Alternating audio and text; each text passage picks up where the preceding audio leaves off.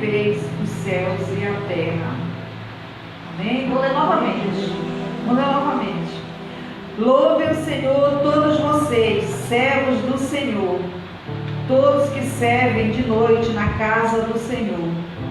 Levantem suas mãos para o santuário e louvem o Senhor. De Sião os abençoe o Senhor, que fez os céus e a terra. Amém? Então vamos agora orar, vamos falar com Deus. Fecha teus olhos e fala com o Senhor. Abre teu coração a Deus. Jesus está aqui nesse lugar. Aleluia. Sinta a presença do Senhor aqui. Ele está aí do teu lado. Ele está aí pertinho de você. E nesta noite abre teu coração. Um coração de gratidão. Um coração que reconhece que você depende totalmente do Senhor. Aleluia. Agradece ao Senhor. Grande Deus e eterno Pai, queremos te agradecer, Senhor, pelo teu amor, pela tua misericórdia para conosco. Estamos reunidos aqui nessa noite, Deus, com o propósito de buscar, de te adorar, Senhor, de te ouvir falar. Fala aos nossos corações nesta noite. Aleluia. Espírito Santo de Deus, que o Senhor esteja revestindo cada um de nós, nos reveste com tua graça, com teu poder, Senhor. Enche-nos com a tua presença. Aleluia. Aviva-nos, Senhor. E que nesta noite aqui, Deus, o Senhor tenha uma bênção, que o Senhor tenha uma bênção reservada especialmente para cada um. Para cada um, Senhor, que chegou aqui neste lugar. Só o Senhor sabe, Deus, o que cada pessoa está precisando, está sentindo nesse momento. Que o Senhor esteja, Deus, liberando a bênção, Deus, de acordo com a necessidade dos teus filhos. E que o Senhor esteja ouvindo a oração deles, Pai. O clamor. Ouve a oração, Deus, do teu povo. E libera a bênção nesta noite. Perdoa nossos pecados, nos purifica, Senhor.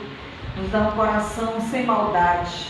Nos dá um coração que não pensa em vingança. Nos dá um coração puro, Deus.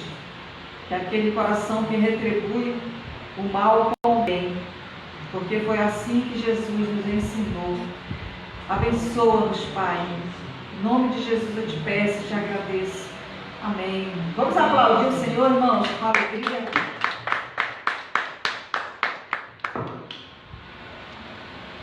Vamos cantar ao nosso Deus. Descerá sobre ti o Espírito Santo. Amém.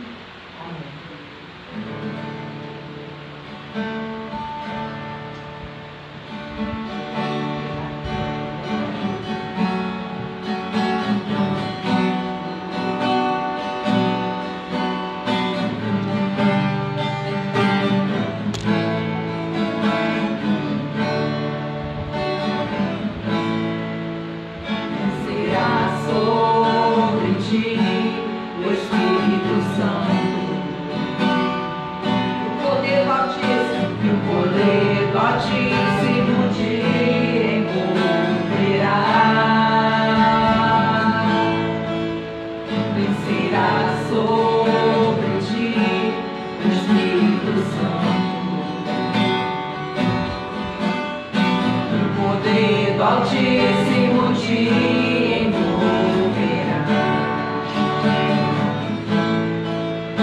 Tua alma viverá, teu espírito renovará, e no teu corpo tudo novo se fará. Tua alma viverá, teu espírito renovará, e no teu corpo tudo novo se fará. Será sobre ti o Espírito Santo, o poder do Altíssimo te moverá, o poder do Altíssimo te envolverá.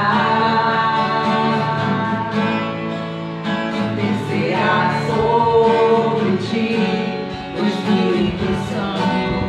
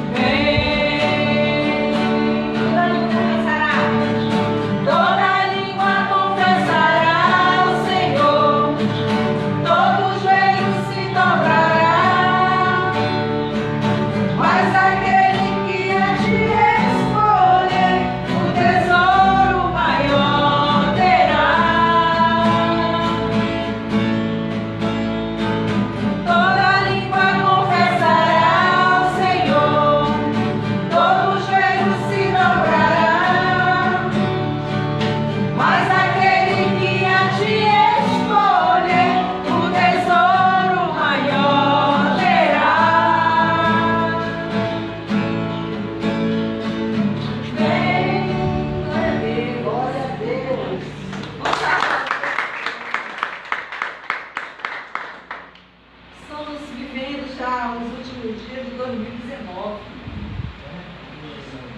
E temos muito a agradecer ao nosso Deus. E esse tempo não volta mais, né? O que nós estamos vivendo, nós não vamos recuperar mais, viu? É passado. Então, vamos viver o dia de hoje da melhor forma, né? Da melhor maneira.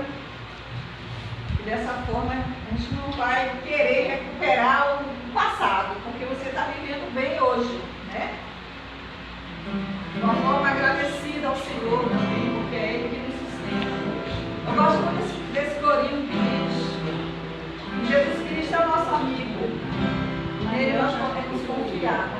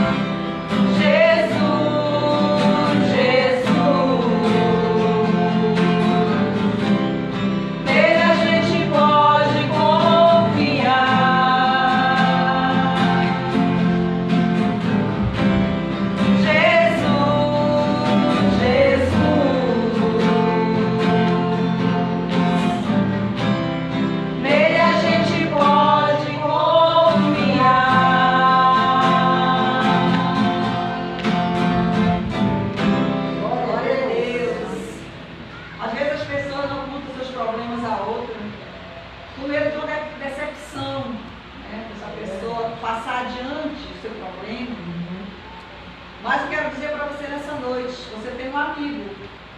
E para esse amigo você pode contar tudo. Que ele não vai te decepcionar. O nome dele é Jesus. Pode chorar aos pés dele, lava a alma. Porque ele vai te fortalecer. É Jesus Cristo. Aleluia. Glória a Deus. Muito bom ter um amigo. Jesus Cristo disse, né, que não nos chamaria mais de servo, mas de amigo. Né? De amigo. O amigo é muito íntimo. O amigo é aquele que está ali do teu lado em todos os momentos, nos bons e nos momentos ruins. Esse é o amigo. A gente só conhece uma pessoa, se é nossa amiga, quando a gente passa por dificuldade e ela não foge, ela está ali, dando a mão para você. Mesmo que você não tenha nem como retribuir a essa pessoa, financeiramente mesmo, a pessoa está lá, fazendo sem interesse. Esse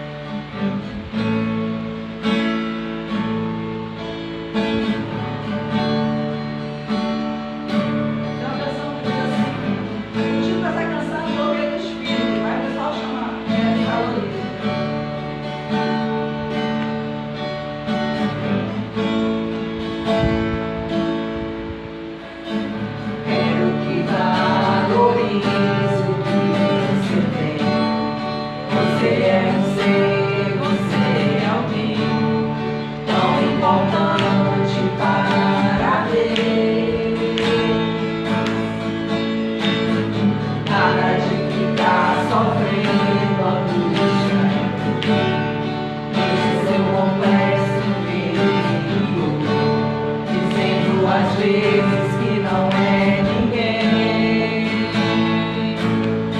Eu venho falar do valor que você tem.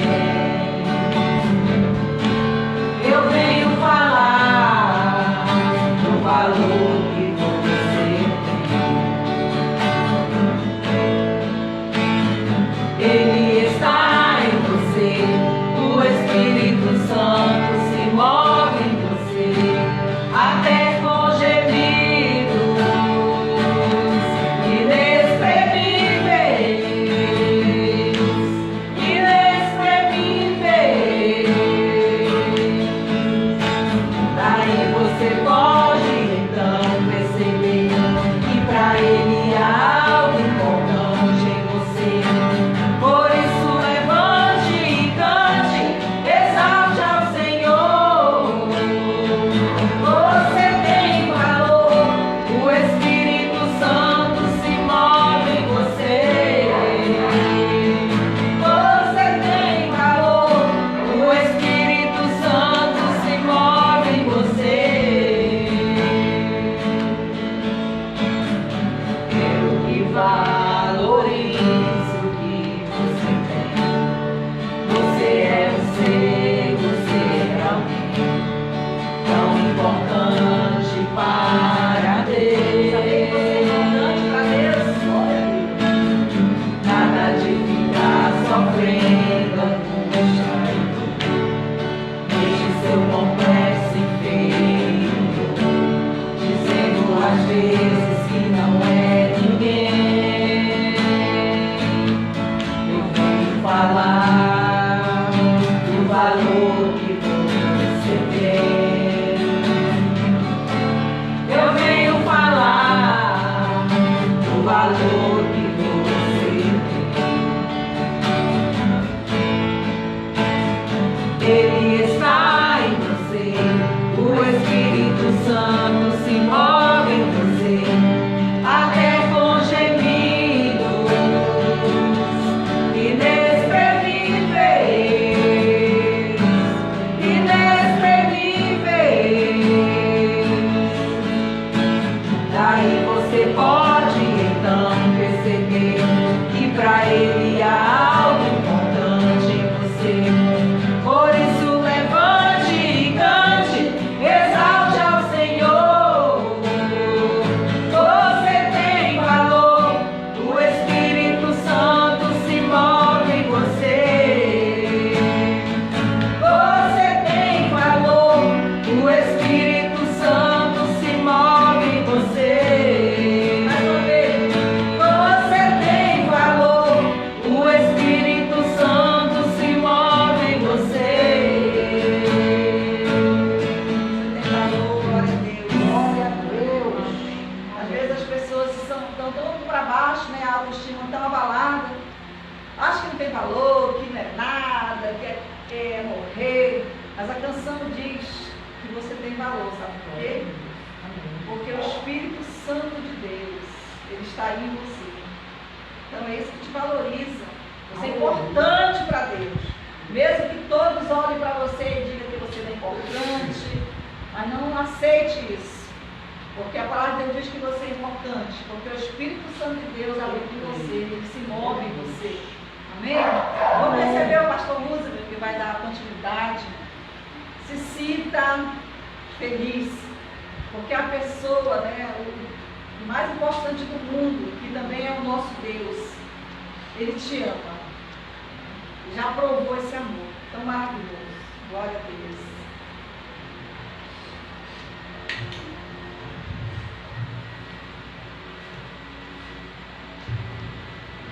Boa noite, irmãos. Boa noite. Paz seja convosco. Amém. Hoje é domingo, é o nosso dia de nos encontrarmos com Deus. E hoje se torna um dia até mais especial ainda, porque nós estamos no mês de dezembro de 2019. Significa que nós estamos vivendo o último mês do ano de 2019. Né? Você já pensou, mês que vem já é o outro ano, né? Já é 2020. E o tempo está passando rapidamente. Nós estamos voando, né? E a gente deve agradecer a Deus pelo privilégio, né, de podermos estar vivos. Quantas pessoas já morreram, né? E nós estamos ainda por aqui. E quantas pessoas estão numa situação e enfrentando problemas maiores, piores do que os nossos. Então, por mais que nós estejamos vivendo momentos difíceis, nós temos motivos para agradecer e para louvar a Deus. Então é o que a gente deve fazer. A gente deve aproveitar essa oportunidade que Deus nos dá. E nesse finalzinho de ano, nós vamos ter duas atividades extras aqui na nossa comunidade, né? Nós vamos celebrar um culto de Natal no dia 24 de dezembro, né? Que será uma terça-feira à noite. Então, atente aí, terça-feira à noite. E eu quero convidar vocês todos a vir participar desse nosso festejo de Natal, né? Será um culto especial para a gente meditar sobre o significado do Natal, para a gente cantar louvores ao nosso Senhor Jesus, para a gente ter um momento de confraternização. Se você vai fazer uma ceia de Natal lá na sua casa, com a sua família, faça, né? Celebre o Natal também, mas antes venha para o culto aqui, participe do culto aqui da nossa ceia de Natal, nosso culto de Natal. Então será terça-feira, dia 24, às 20 horas. Né? 20 horas. E no dia 31 de dezembro, que também será uma terça-feira, nós vamos fazer aqui o culto da virada. Nós vamos fazer um culto que vai começar às 10 horas da noite e nós vamos até depois da meia-noite, que é para que à meia-noite nós estejamos de joelhos na presença do nosso Deus em oração. Então, eu quero convidar todos vocês, traga toda a sua família. A melhor maneira da gente terminar um ano e começar um outro é na presença de Deus. E é o que nós vamos fazer aqui. Então, dia 31, nós vamos começar o culto às 10 da noite e vamos até depois da meia-noite. Para que à meia-noite, quando os ponteiros do relógio se encontrarem e apontarem para o infinito, declarando que 2019 terminou e que 2020 está começando, nós vamos então estar de joelhos na presença de Deus, tendo um momento de oração. E outra coisa que eu gostaria de também incentivar vocês, eu já estou fazendo esse convite já há mais de um mês, mas eu quero insistir. Nós estamos realizando aqui, nas sextas-feiras à noite, uma concentração de fé que nós estamos chamando de o culto da libertação. É um culto especial, onde nós estamos orando pelos enfermos, estamos repreendendo toda obra negativa e do mal, estamos quebrando todas as correntes malignas, toda maldição hereditária, nós estamos desfazendo em nome de Jesus. Em nome de Jesus. Sejam bem-vindos.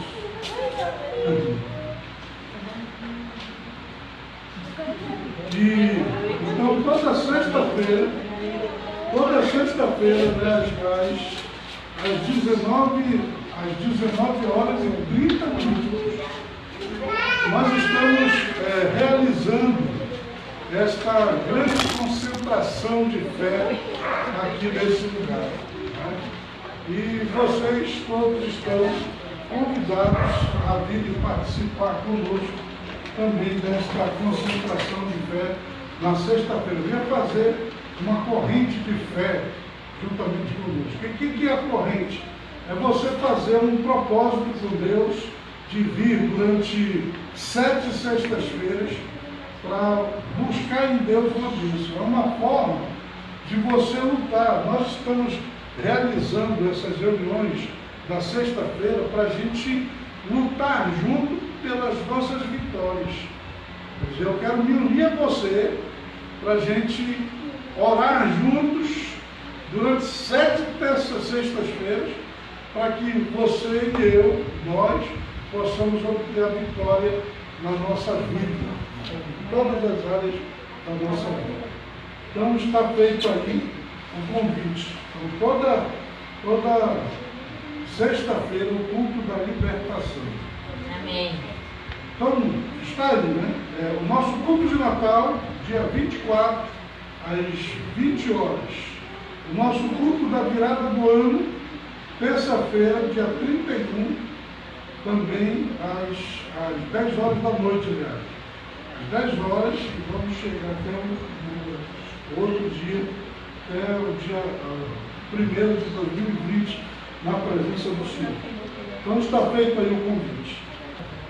Eu quero nessa noite falar com vocês sobre o temor do Senhor. É um assunto que não é muito falado, mas é necessário.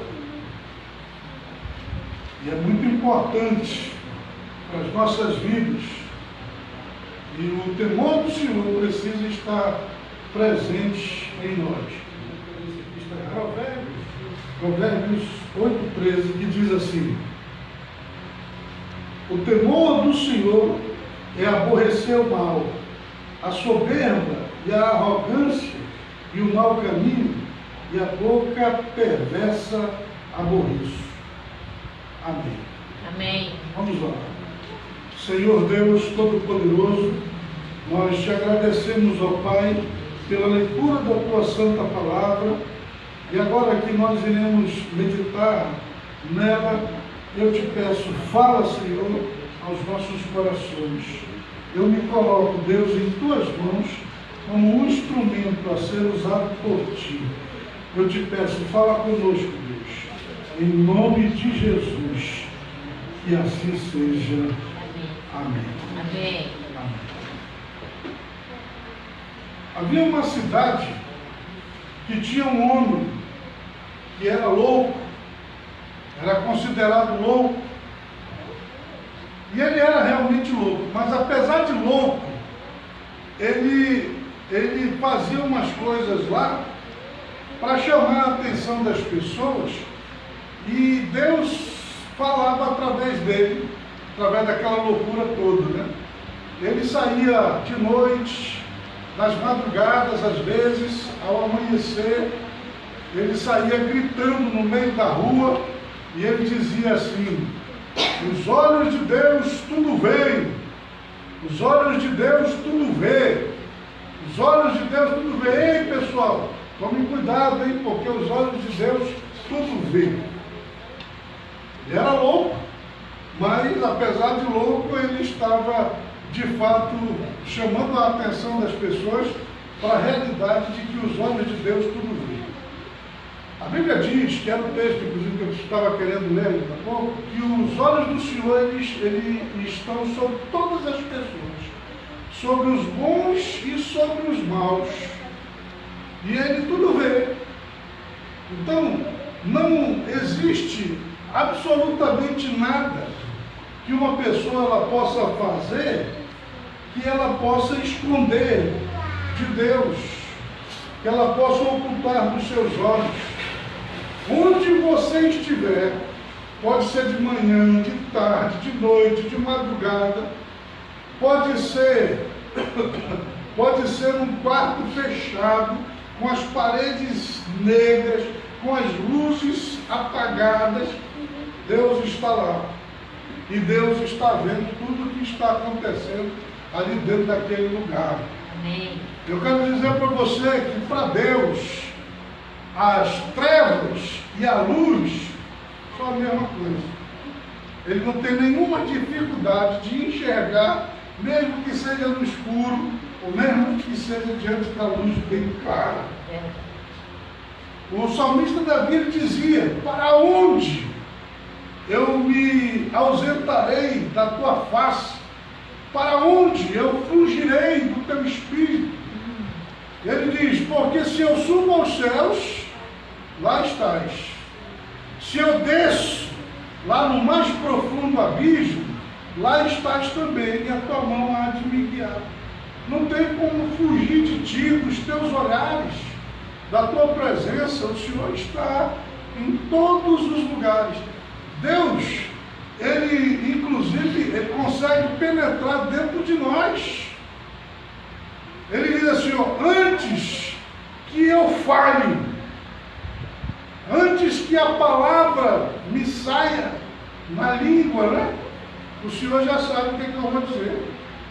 Ele diz assim: o Senhor me esquadrinha, o Senhor me conhece profundamente. Há um texto também aqui em Provérbios que diz assim: os abismos todos estão descobertos perante a face do Senhor, quanto mais o coração dos filhos dos homens. O nosso coração, por mais que o coração humano seja um abismo inescrutável para outro ser humano, nem nós conhecemos profundamente o nosso coração. Para Deus não tem essa dificuldade também. Ele olha para você e ele consegue enxergar lá dentro. Consegue enxergar lá no mais profundo, no mais recôndito do teu ser, lá nas profundezas da tua alma. Ele está ali. Nós vivemos hoje numa época de Facebook, né? Numa época de Instagram, né? Instagram. E você vê aí quem é que dificilmente você encontra uma pessoa que não tenha um Facebook, um Instagram. Até nós também estamos colando. E você vê todas as pessoas, elas postam lá no Instagram, né?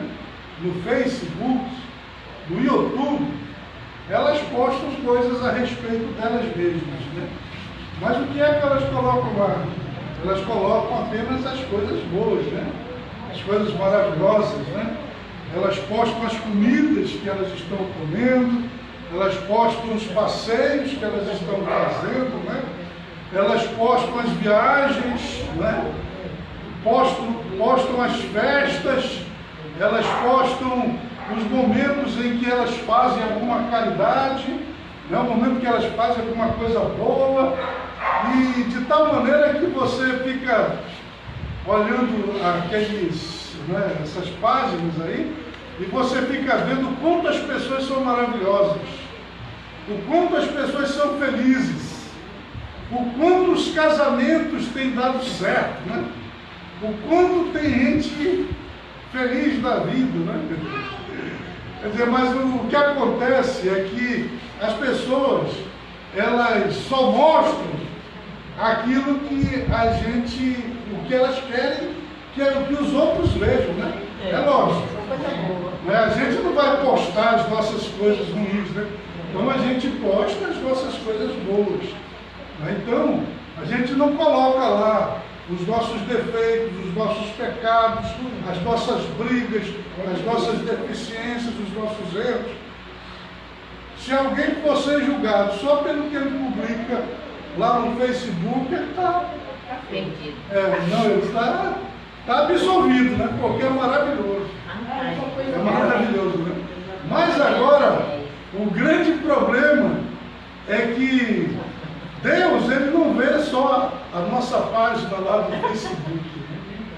Ele vê a página lá, Ele vê o que eu mostro para as pessoas, o que eu gosto que as pessoas saibam a meu respeito, mas Ele conhece o meu coração, Ele conhece a minha alma, Ele me conhece profundamente, Ele está comigo em todos os momentos da minha vida.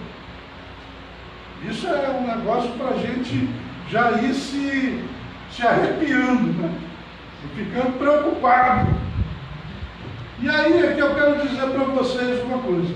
Tem muita gente que se preocupa, aliás, a maioria das pessoas, né? Tanto é que todo mundo que publica alguma coisa, publica para os outros pensarem que ele é a melhor pessoa do mundo, né?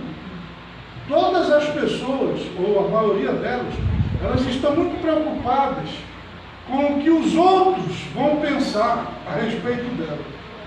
O que é que o meu vizinho vai pensar de mim? O que é que o meu colega vai pensar de mim? O que é que as pessoas vão pensar de mim, né? E quando a gente é pequeno e vai crescendo, a gente tem aquela preocupação assim, né? O que é que o meu pai vai pensar de mim? O que é que a minha mãe vai pensar de mim? E a pessoa ela tem aquela preocupação com os pensamentos do pai, da mãe, e isso é bom, isso é correto. E quando a pessoa se torna pai, aí ela se preocupa também com o pensamento dos filhos, né? O que é que o meu filho vai pensar, né? Se ele me vê fazendo o que eu estou fazendo, vivendo como eu estou vivendo, como vai pensar o meu neto, né? Quer dizer, a pessoa fica com aquela preocupação. Muitas pessoas, então, se preocupam muito com o que os outros pensam, com o que os outros acham, com as ideias que os outros vão ter a respeito dela. E muitas vezes a pessoa ela se esforça muito para que as outras pessoas tenham dela um bom pensamento. O que meu chefe vai pensar de mim? Meus colegas, né? Mas agora, desejar que as pessoas tenham um bom pensamento a nosso respeito é bom, é correto. Se preocupar, né, que as pessoas tenham uma boa visão da gente, isso é natural de todo ser humano. Mas eu quero dizer para você o seguinte: infelizmente, muita gente não se preocupa com o que Deus está pensando a respeito dela. Ela se preocupa com o que o vizinho... Você já leu a Bíblia? Tem gente que nunca leu e diz que nunca vai ler, né? Tem gente que até se orgulha de não ter lido a Bíblia. É por isso que não conhece Deus. Eu quero dizer para você, leia a Bíblia. E quando você lê a Bíblia, você vai descobrir que Deus, Ele é uma pessoa. E você vai descobrir que Ele pensa. E Ele expressa os pensamentos dEle. E que Ele pensa a nosso respeito. Sabe o que a Bíblia diz? Que Deus, Ele tem multidões de pensamentos a nosso respeito. Você sabia que Deus pensa em você? Você sabia? Deus pensa em nós.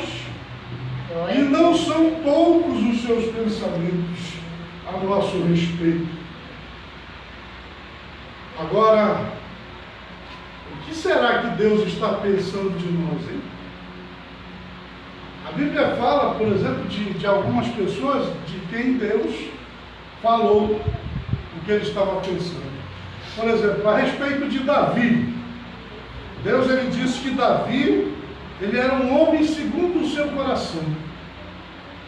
Era um homem como ele gostaria que todos os outros homens fossem. Era um homem fiel que andava na sua santa presença.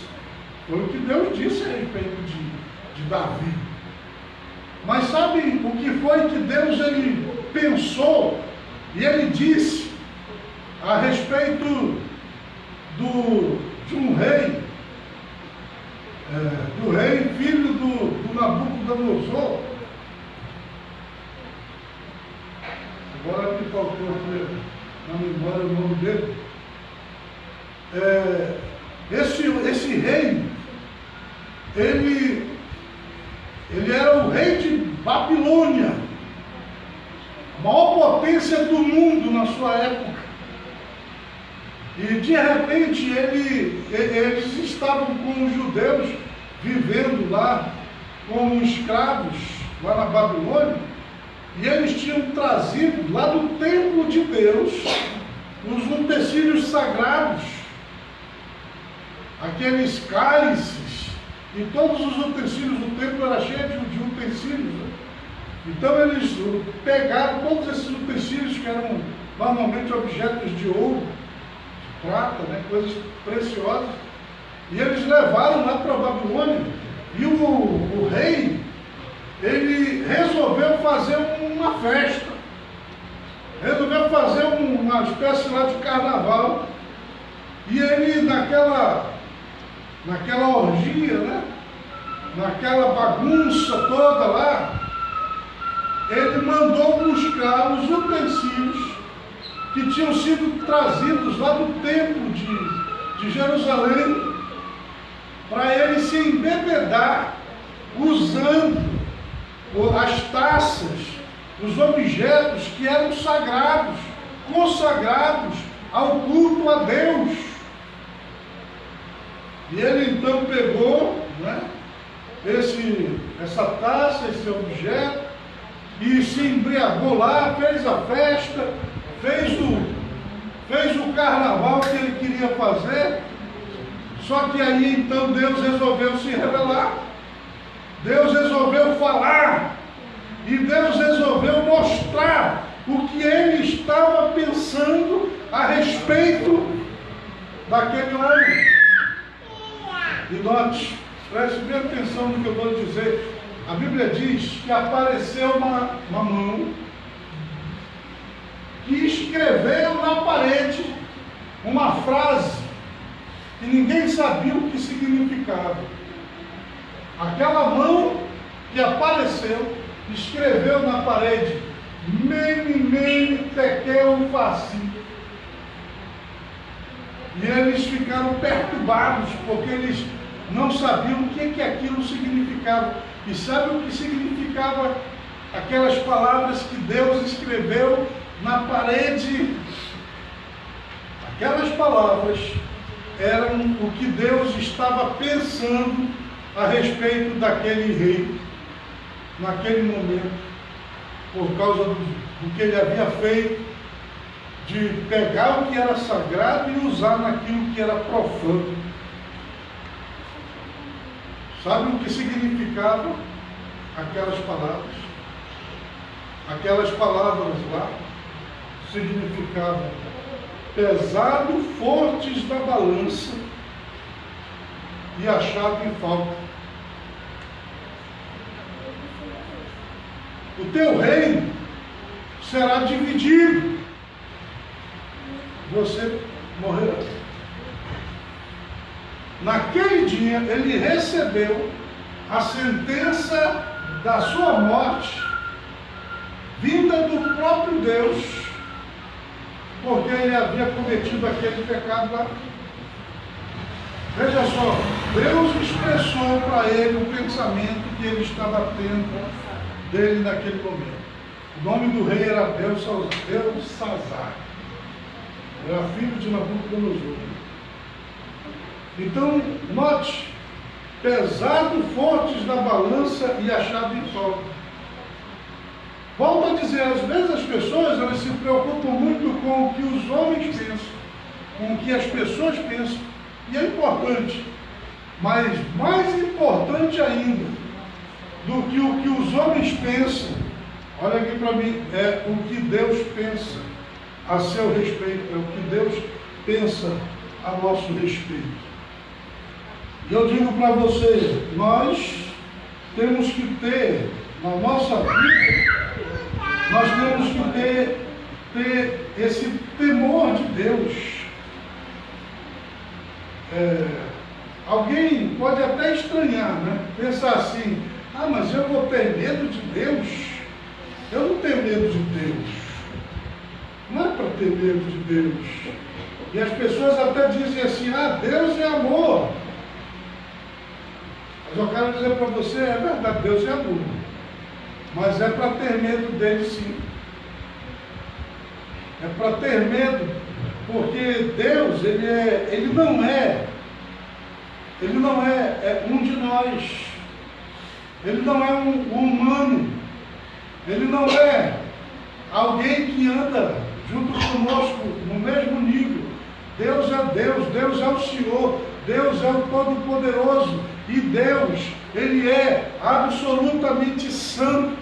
Eu quero dizer para você, tudo aquilo que a gente fizer, tudo aquilo que a gente falar, e até tudo aquilo que a gente pensar, e que desagrada a Deus, a gente tem que ter medo dessas coisas aí, desses pensamentos, porque aquilo que a gente faz, aquilo que a gente pensa, a maneira como a gente está agindo, pode fazer com que Deus pese a mão sobre a nossa vida. Outro dia eu disse isso para uma pessoa, né, que aquilo que o homem faz, aquilo que ele semeia, ele colhe. Eu estava dizendo para uma pessoa que Deus, ele vai cobrar. Ele vai cobrar. Tudo aquilo que as pessoas fazem. Quer dizer para você, olha, tudo que as pessoas fazem, todos os pecados que as pessoas cometem, parece que não acontece nada, né? Parece que fica tudo normal, tudo da mesma coisa. Não é assim não. Eu quero que você saiba que Deus vai cobrar. Você ouviu isso? E isso é horrível. Porque Deus vai cobrar, e na hora que Ele cobra, a Bíblia diz assim: horrível coisa é cair nas mãos do Deus vivo. Deus vivo. Glória a Deus.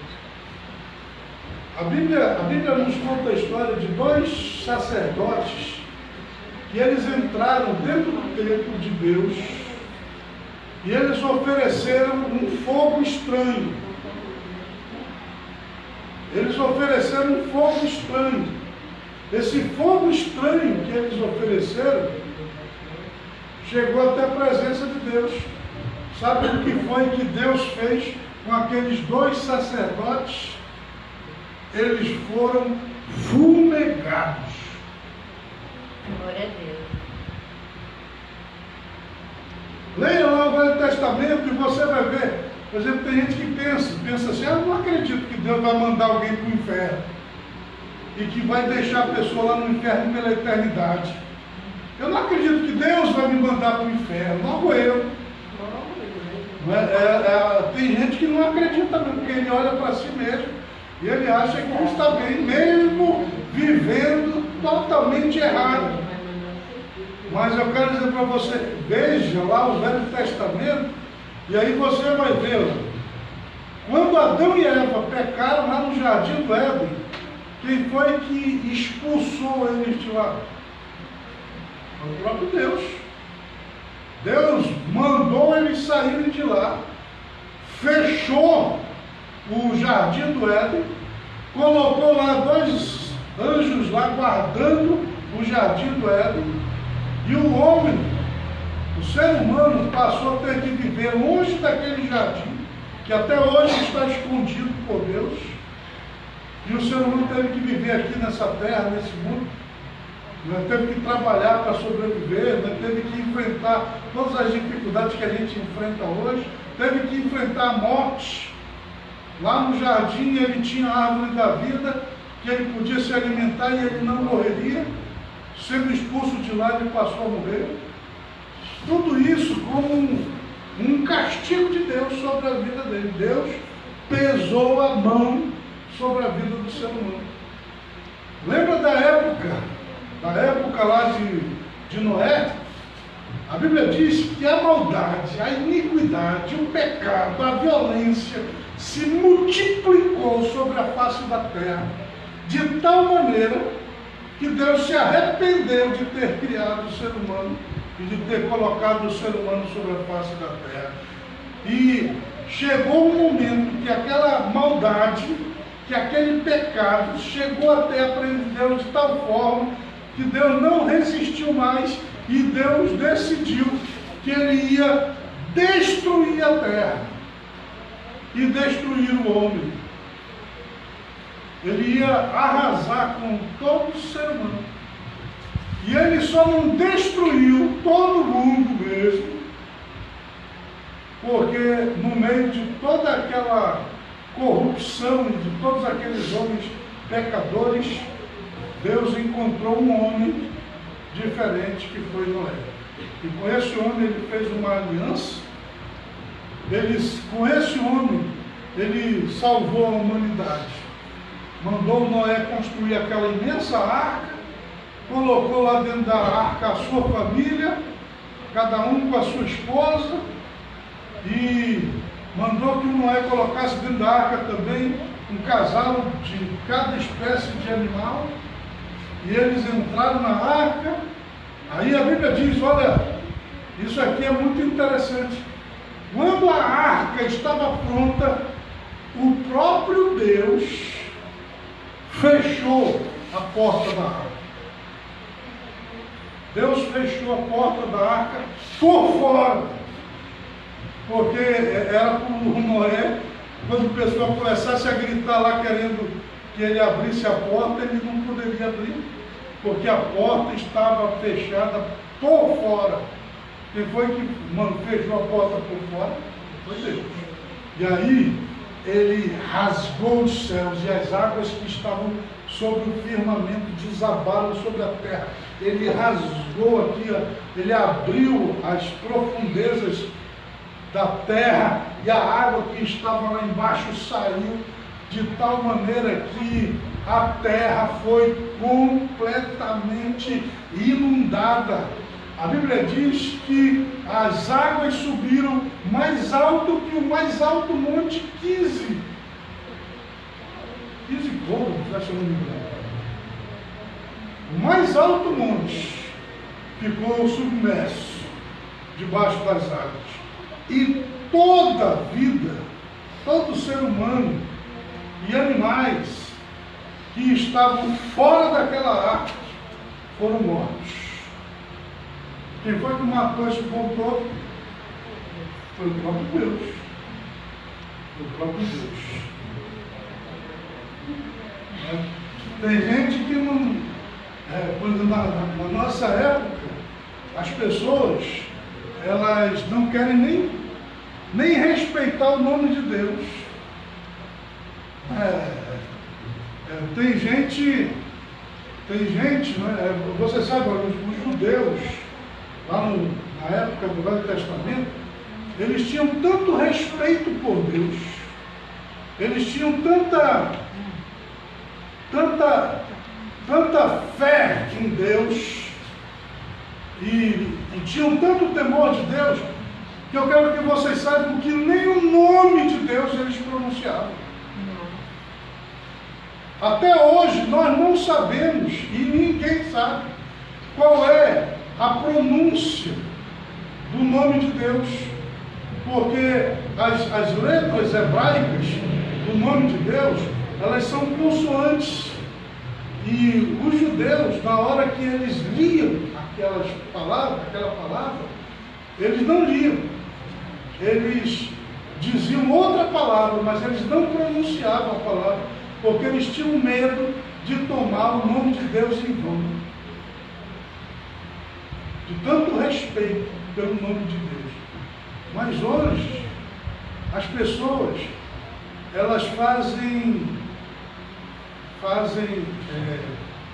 palhaçada, né? Elas brincam com o nome de Deus. Você vê aí as músicas, as pessoas se dirigem a Deus e usam gíria. O cara lá de cima, tu, você, apesar de quando a pessoa faz assim, em reverência, o você e o tu até expressa uma certa intimidade. Mas muita gente usa essas expressões numa zombaria, porque não tem respeito nem consideração. Lembra daquele cantor que até já morreu, que pegou um cigarro de maconha num show em que ele estava, deu aquela baforada né? E mandou para Deus. Aí, aí Deus, aí ainda se referindo a Deus de uma forma pejorativa, né? E ofereceu uma baforada de maconha para Deus. Onde é que ele está? Está morto. Morreu. Quantas pessoas têm inclusive morrido porque elas blasfemam contra Deus, elas não respeitam a Deus, elas não têm temor de Deus, e aí dizem besteira, e por causa da besteira que elas falaram, elas são levadas à morte.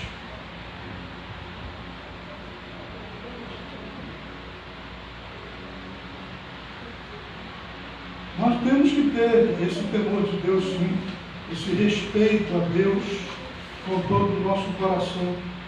E o medo que a gente tem que ter de Deus é aquele medo que nos leva a honrá-lo, a obedecê-lo, a fazer o que ele diz. É aquele medo que me faz ter a consciência de que onde eu estou, mesmo que eu esteja sozinho, ele está lá comigo, está vendo o que eu estou fazendo, e isso me leva a me tornar incapaz de desagradá-lo, porque é a ele que eu estou tentando agradar. Você lembra do José, lá no Egito, quando ele estava na casa do Potifar? Aí um dia, a mulher do Potifar, ela tentou seduzir o José. Ela tentou agarrar o José, queria que o José se deitasse com ela. E o José não aceitou. Ele não se deitou com a mulher. Ele fugiu dela. E o que eu acho muito interessante é o que ele diz para ela. Ele diz para ela, porque ela ficou assim sem entender mesmo. Porque o outro aceitaria, mas ele não aceitou, ele não quis. E a razão dele não ter aceitado foi porque ele disse para ela assim: como eu cometeria tamanha maldade, como eu cometeria tamanha maldade contra o meu senhor Potifar, o teu marido? Como eu faria uma maldade dessa contra ele? Isso aí é muito pesado que você está pedindo para mim fazer. E ele conclui dizendo assim: e como eu pecaria contra o meu Deus fazendo isso que você está me propondo? Quer dizer, era esse temor que ele tinha a Deus é que fazia com que ele se preservasse ali naquele momento e não fizesse aquilo que aquela mulher ela estava propondo para que ele fizesse. Aqueles que têm essa consciência de Deus, que têm o temor de Deus, eles têm esse comportamento, têm essa ação, têm essa atitude, né, de não desagradar a Deus, de não fazer aquilo que Deus não está concordando.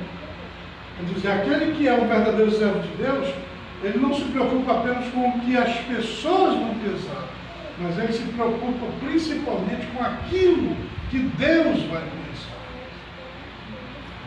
O que eu estou pensando, o que eu estou falando, o que eu estou fazendo, a maneira como eu estou vivendo, está agradando a Deus? Essa decisão que eu tomei é uma decisão que agrada a Deus? As atitudes que eu estou tomando são atitudes que agradam a Deus? Nós precisamos agradar a Deus, temer a Deus, procurar fazer aquilo que Deus ordena para a gente fazer. Eu vejo Eu vejo, por exemplo, lá no Novo Testamento. Você lembra que uma vez Jesus, ele levou os discípulos lá para o alto de um monte. E quando ele estava lá no alto do monte, a Bíblia diz que Jesus se transfigurou diante deles. O que aconteceu? O rosto de Jesus, a aparência de Jesus, o corpo de Jesus, de repente ficou diferente. Seu rosto começou a brilhar. E os discípulos que estavam com ele lá, que eram amigos íntimos dele, eles ficaram apavorados, eles ficaram com medo, eles sentiram temor. Sabe por quê? Porque naquele momento, quando eles olharam para Jesus, eles viram que Jesus, de fato, é Deus. E aí Jesus aqui diz para não ter mais. E aí, quando eles se acalmaram, eles ficaram tão maravilhados, que eles já não queriam mais nem descer de lá, já queriam ficar lá, né? Já queriam até construir umas tendas. E eles disseram: mestre, vamos ficar aqui para sempre, né? Que está maravilhoso demais, né? A gente faz uma tenda para o Senhor, para Moisés, para Elias, e a gente fica por aqui mesmo, né? Mas não, Jesus estava apenas revelando para eles quem Ele é. Quando a gente compreende quem Ele é, a gente passa a ter medo. Aquele medo que nos leva a respeitá-lo, a honrá-lo, a obedecê-lo, a segui-lo. Você lembra que quando Jesus ele foi crucificado lá naquela cruz, quando ele estava morrendo lá, aí aconteceram alguns fenômenos, né, sobrenaturais, né? Houve, a terra escureceu, houve relâmpagos, e só os relâmpagos já são, e os trovões já são assustadores, né? Imagina, escurece tudo, e aí relâmpagos e trovões. E aí Jesus dá um grande brado lá na cruz: está tudo consumado, em tuas mãos entrego o meu espírito. E aí ele morre. E na hora que ele morre, aconteceu um terremoto. A terra tremeu. E uma coisa extraordinária aconteceu, porque na hora em que a terra tremeu, os sepulcros lá de Jerusalém, eles se romperam. E pessoas que estavam mortas, elas ressuscitaram. E elas entraram na cidade vivas. Parecia aquela cena do filme lá do Michael Jackson, né? Os mortos. Só que no filme lá, no clipe, eles são zumbis, né? Eles voltam dos mortos, mas voltam mortos. Né? Naquele dia, eu quero que você saiba, quando aconteceu o terremoto, os mortos ressuscitaram e entraram na cidade.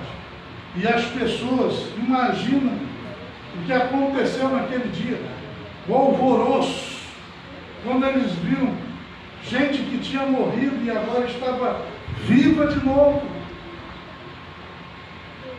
E tinha um centurião, preste atenção aqui, ó, um centurião. O que é um centurião? É um oficial do exército romano.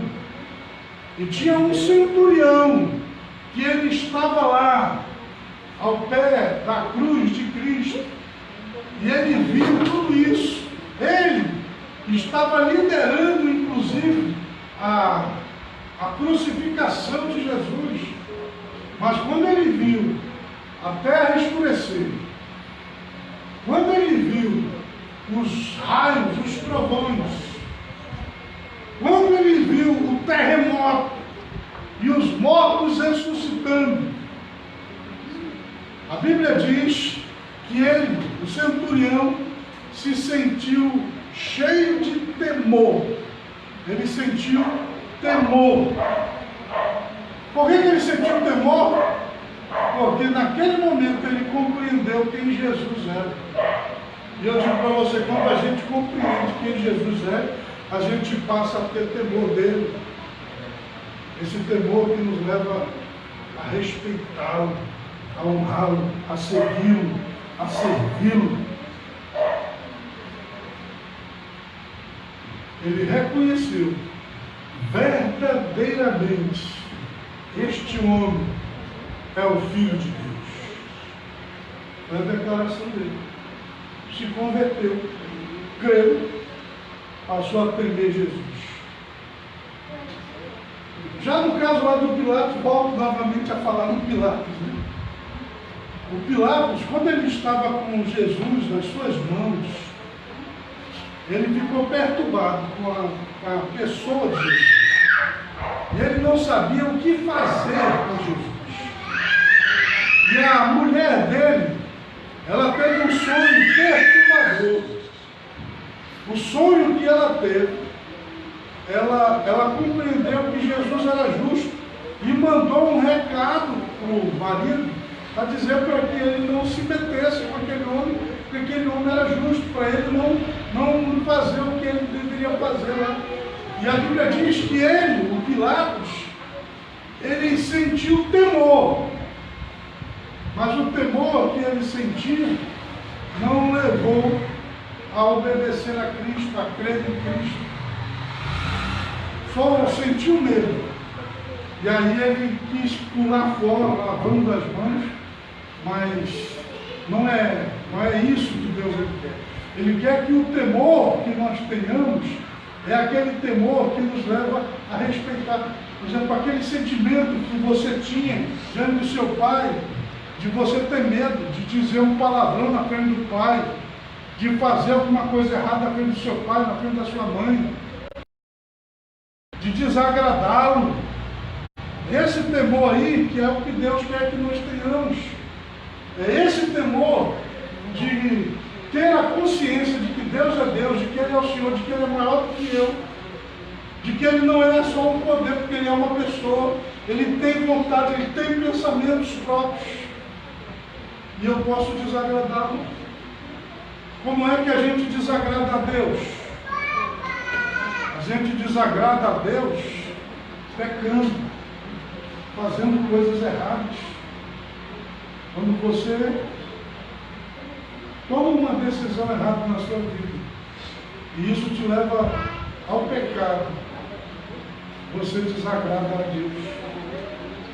Então a gente tem que ter o temor de Deus para não tomar essas decisões, para não se afastar de Deus, para não sair dos seus caminhos. Eu peço que você que está aqui nessa noite pense muito a respeito dessas palavras que eu estou lhes transmitindo. E eu gostaria de terminar essa mensagem lendo junto com vocês aqui um texto aqui em Malaquias, capítulo 1. Malaquias, ele é o último livro do Velho Testamento. Então ele está aí antes de Mateus. Eu quero que você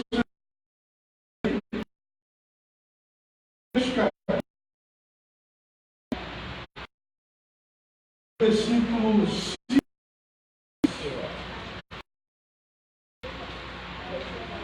Vejam só essas palavras de Deus para as nossas vidas. Diz assim, Malaquias, capítulo 1, versículos 5 e 6.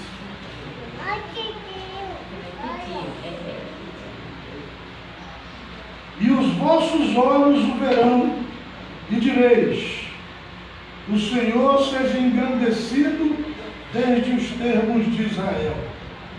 O filho honrará o pai e o servo ao seu senhor. E se eu sou pai, onde está a minha honra? E se eu sou o Senhor, onde está o meu temor? Diz o Senhor dos exércitos a vós, ó sacerdotes, que desprezais o meu nome, e dizeis: em que desprezamos nós o teu nome? Então note que neste texto que nós acabamos de ler, Deus está dizendo que é para o filho ele honrar o pai. E ele diz, assim como o filho honra o pai, ele deve ser honrado porque ele é o Senhor.